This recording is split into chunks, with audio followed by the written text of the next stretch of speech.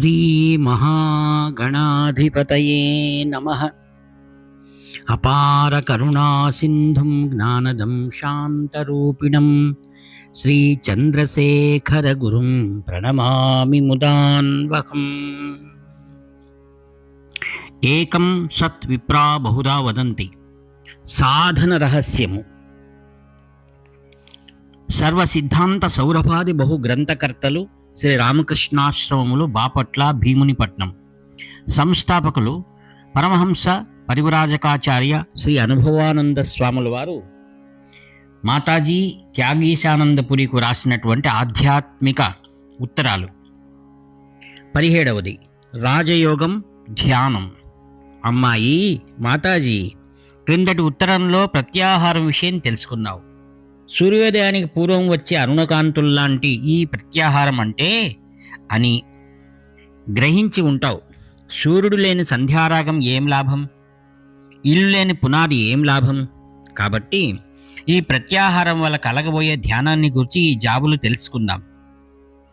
ధ్యానాన్ని గురించి తెలుసుకోవాలని, ధ్యానం చేయాలని అందరికీ కాంక్ష ఉంటుంది. ధ్యానం చేయాలని చాలామంది ప్రయత్నిస్తూ ఉంటారు కూడా.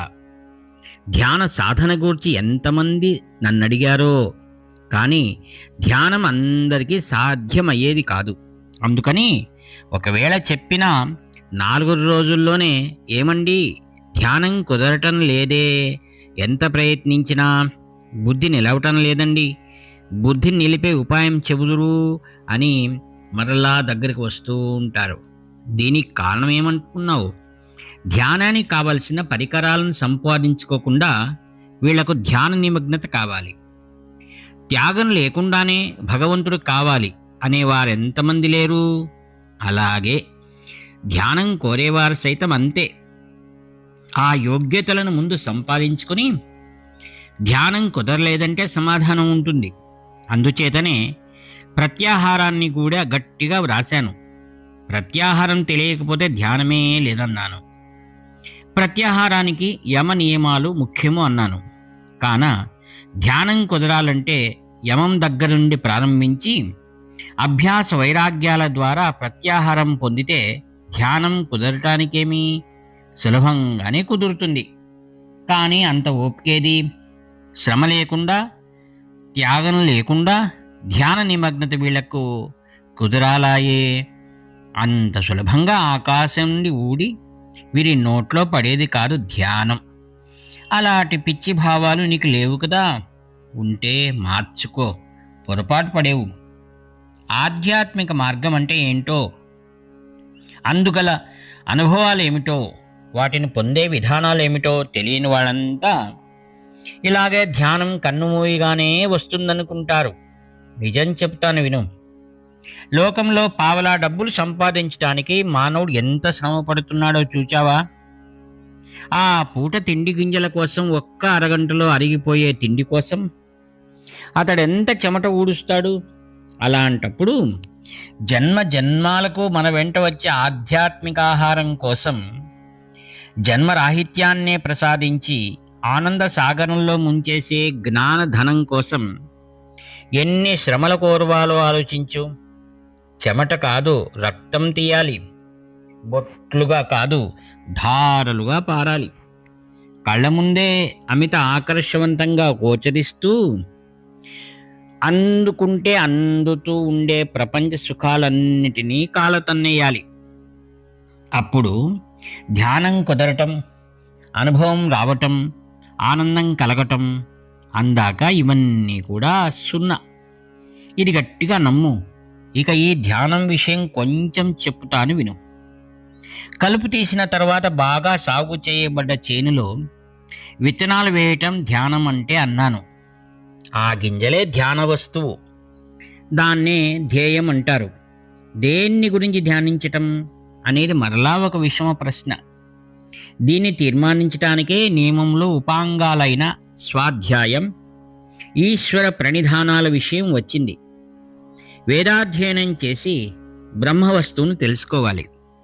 అథాతో బ్రహ్మ జిజ్ఞాస అని బ్రహ్మసూత్రాలు చెప్పినట్లు తీర్మానం చేసుకొని ఆ బ్రహ్మం ఎలాంటిది అనేటప్పటికీ జన్మాద్యస్య యతః, ఎక్కడుండి ఈ సృష్టి అంతా పుట్టిందో అని సమాధానం వేదాల్లో నుంచే స్మరణకు తెచ్చుకొని, ఎక్కడ నుండి అనే ప్రశ్న వేసుకొని, ఔపనిషదం పురుషం, ఉపనిషత్తులలో చర్చించబడిన పురుషుని వల్ల అని తీర్మానించుకొని, అతడు ఎలాంటివాడు? ప్రణిధానాత్, సర్వవ్యాపకుడు. ఎవడు వాడు? ఈశ్వర అని తీర్మానానికి రావాలి. ఆ కారణం చేతనే నియమం వరకు ఈశ్వర ప్రణిధానం అనే ఈశ్వర భక్తిలోకి దిగేశాం. అంటే ఈ ప్రపంచానికంతా సృష్టికర్త అయిన వాడును, పరిపాలకుడును, ధర్మ ప్రభువును, మహాత్ముడును అయిన ఏ పరమేశ్వరుడున్నాడో వాడిని తెలుసుకోవాలి అని తీర్మానం చేయబడింది. ఆ పరమాత్మ స్వరూపుడైన భగవంతుడే ఈ ధ్యానంలో ధ్యేయ పదార్థం. అంటే ధ్యానం వల్ల తెలియబడవలసిన వాడు ఈ పరమేశ్వరుడు అన్నమాట. ఈ పరమేశ్వరుని ఎలా ధ్యానించాలి, ఇతని రూపం ఏది అనేవి మరలా ప్రశ్నలు. అతని రూపాన్ని గురించి ఉపనిషత్తులలో ఎక్కడా స్పష్టంగా వర్ణించలేదు. సరిగదా, కొంచెం విమర్శనా దృష్టితో చూస్తే అతడికి రూపమే లేనట్లు తోస్తుంది. అయితే ఎలాగా? పోనీ గుణాలన్నా ఉన్నాయా? ఆ గుణాలన్నా ధ్యానిద్దాం అంటే అది కూడా సందేహంగానే ఉంది. ఇప్పుడు ఎలాగా? అన్ని విధాలా చిక్కుపడ్డది. ఈ విషయం భక్తి జ్ఞాన మార్గాలలో తర్వాత అవసరాన్ని బట్టి చర్చిస్తాను. ప్రస్తుతం కొంచెం మార్గం చూపించి చర్చ మానేస్తాను. ఆ ఉపనిషత్తుల్లో చెప్పబడ్డ ఈ సృష్టి స్థితి లయకర్త అయిన ఈశ్వరుని పురాణాలలో ఒక పురుషునిగా చేశారు. వాడికి ఈశ్వరుడని పేరు పెట్టారు. వాడిని మరలా ముగ్గురుగా మార్చారు. వాళ్ళను బ్రహ్మ, విష్ణు, మహేశ్వరులన్నాకు వాళ్లను ఇంకా విభజన చేశారు.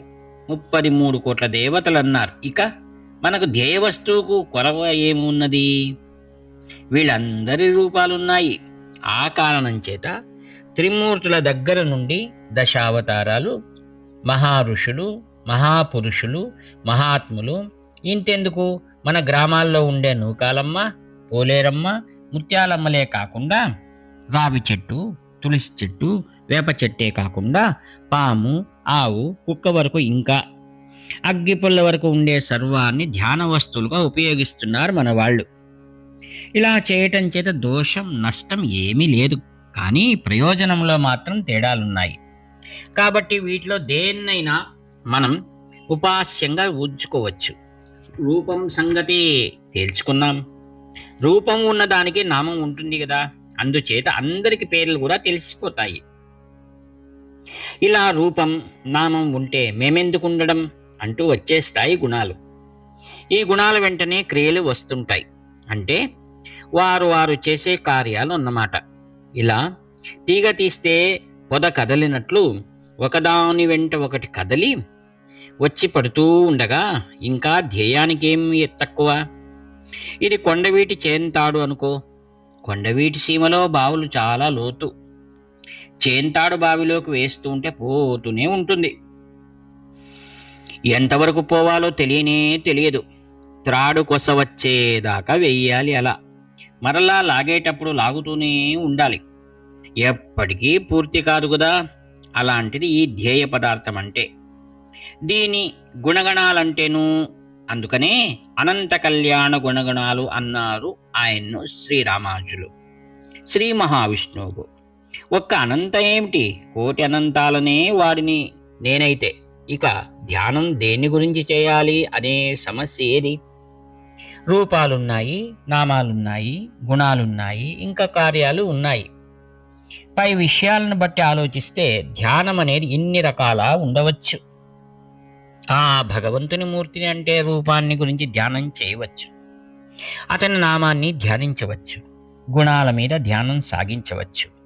లేక ఆ మూర్తి చేసిన కార్యాల మీద ధ్యానం కుదర్చవచ్చు. రూపం మీద బుద్ధి ఉంచితే దాన్ని రూపధ్యానం అంటారు. నామం మీద మనసు నిలిపితే నామధ్యానం అంటారు. దీన్నే జపం అని కూడా అంటారు. గుణాలు ధ్యానంలో నిలిస్తే గుణాధ్యానం అవుతుంది. మహత్కార్యాల మీద బుద్ధి ఉంటే భావధ్యానం అనే నామం. ఇన్ని రకాల కూడా ధ్యానం నిలుస్తుంది. అయితే ఇన్ని మూర్తుల్ని చెప్పారే, ఏ మూర్తి మీద ధ్యానం నిలపాలంటావు? నిజమే, ఈ ప్రశ్న కూడా ముఖ్యమే. అది మన ఇష్టాయిష్టాలు, మన సంస్కారాల మీద ఆధారపడతాయి.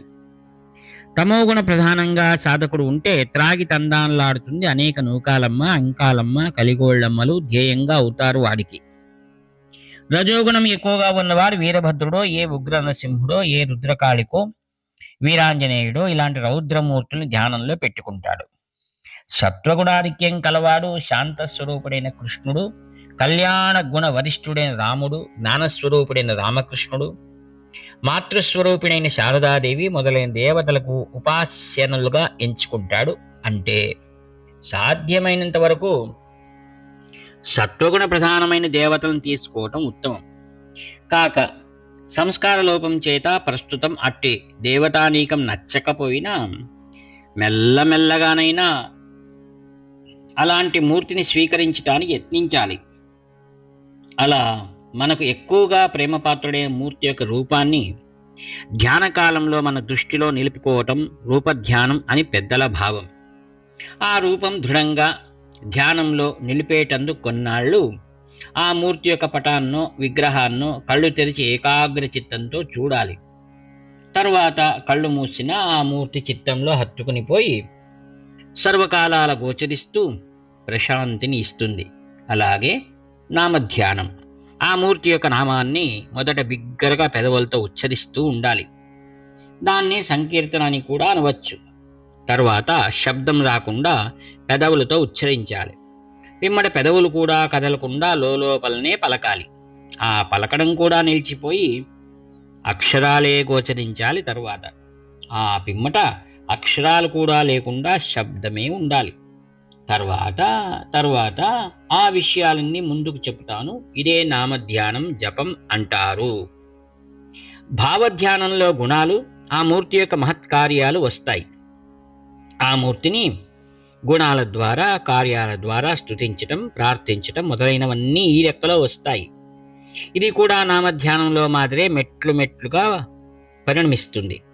మొదటి గ్రంథాలు చదవటం, తర్వాత 10 మందితో చేరి భజనలో ఆ మూర్తిని గూర్చి పాడటం, అటుపిమ్మడ ఏకాంతంగా పద్యాలు, కీర్తనలు పాడుకొని ఆనందించటం, పై శబ్దాలు మానేసి లోపలనే ఆ పద్యాల, కీర్తనల భావాలు మననం చేయటం, తరువాత వాటిని కూడా క్లుప్తం చేసి స్మరించటం, వేడటం, ఇంకా అది తగ్గించి ఒక మంత్రంలాగా చేసి ఆ భావాన్ని పదే పదే స్మరించటం, జపించటం, ఇదంతా భావధ్యానం. మొదట్లో భావధ్యానం, దాంట్లో నుంచి నామధ్యానం వస్తుంది. ఈ రెంటికి ఉపయుక్తం రూపధ్యానం. ఇలాగా భావాన్ని గాని, రూపాన్ని గాని, నామాన్ని గాని ప్రత్యాహారం చేత పరిశుభ్రం చేయబడిన ప్రాపంచిక భావాల్ని రానియకుండా ఉన్న మనస్సులో ఉంచటం ధ్యానం అన్నమాట. ఈ విషయం ఇంకా భక్తి యోగంలో చర్చించాలి కాబట్టి ఇక నిలుపుతాను. ఇష్టదైవాన్ని బుద్ధిలో నిలపడం అంత సులభం కాదు. ఎంతకాలమో యత్నించాలి. ముఖ్యంగా ప్రత్యాహారం క్షుణ్ణంగా ఉండాలి. అది అంత కష్టం కాబట్టే విక్షేపాలు లేకుండా ఆ మూర్తిని మనస్సులో కనీసం 7 సెకండ్ల కాలం నిలపగలిగితే ధ్యానం కుదిరినట్లని అనుభవజ్ఞులు అంటారు. 7 సెకండ్ల కాలం పరిమితి పెట్టారంటే ధ్యానం కుదరటం ఎంత కష్టమో ఇంకా చెప్పాలి. రామకృష్ణుడు చెప్పినట్లు పాచిపట్టిన చెరువులో నీళ్లు కావాలంటే చేతులతో ఆ పాచిని తోస్తూనే ఉండాలి. కొంచెం ఏమరపాటు కలిగిందా అంటే మరలా పాచి ఆ శుభ్రజలాన్ని కప్పేస్తుంది. ఆ పాచిని ప్రక్కకు నిలిపి నీళ్లను త్రాగాలంటే ఎంత జాగ్రత్తగా ఉండాలి. అలాగే శుద్ధమైన మనస్సులో నుంచి ఇష్టదైవాన్ని అనుభవించాలంటే అటు జాగ్రత్త అవసరమని ఇంకా ఎందుకు చెప్పటం? ఆ కారణం చేతనే 7 సెకండ్ల కాలమే నిర్ణయించాడు ధ్యాన నిర్వచనానికి.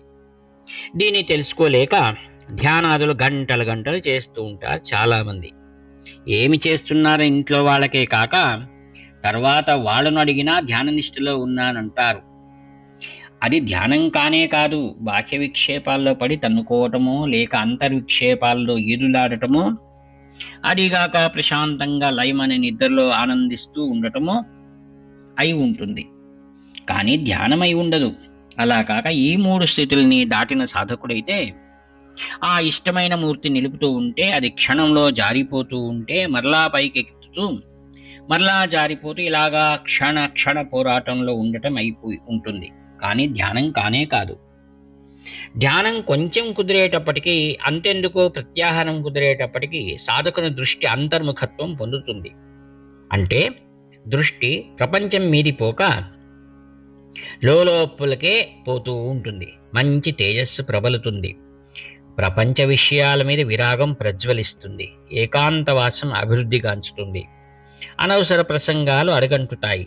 ప్రపంచాన్నించి గౌరవం ప్రవహిస్తుంది. అనేక రకాల అధికుడైపోతాడు. ఈ లక్షణాలన్నీ మహాపురుషుల జీవితాల నుంచి చూచుకో. వాడు దాగి ఎవరికీ తెలియకుండా ఉందామన్నా ఉండలేడు కదా.